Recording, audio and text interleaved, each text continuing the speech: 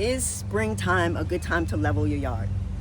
It is, as long as your grass is growing so that it can recover really quickly after the leveling, you're good to go. Why don't you guys stick around for a few minutes and I'll show you how I do my basic leveling process.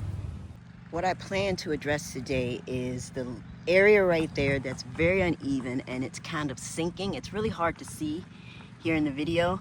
Have another little area right over there. So I'm gonna fill that today.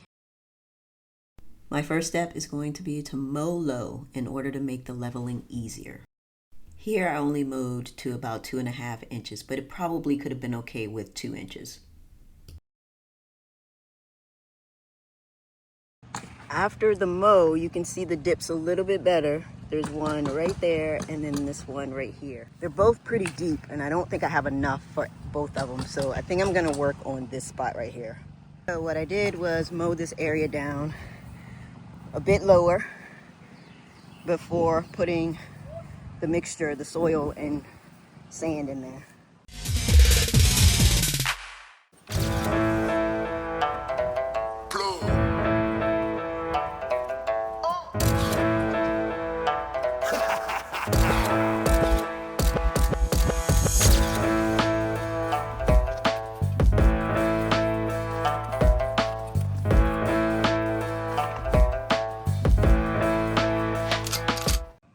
As you can see, it's still dipping and I anticipated this. I will add another bag of soil, but keep in mind that you may have to do this process 2 or 3 times because the sand and the soil are gonna settle. Here you can still see that there. That's really deep and I'm gonna have to fill that again.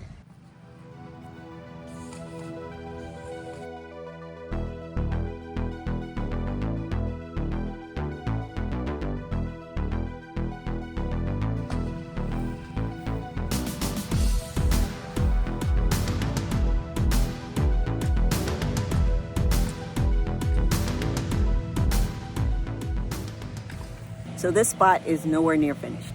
I have learned something from it though. I learned about how much soil and sand I'm going to need. And for the next spot that I'm gonna level, I won't put the seed in the spot until I've leveled it to where I want it to be. I've already added seed here, so I'm not gonna mess with the spot anymore, maybe a little bit more in the fall.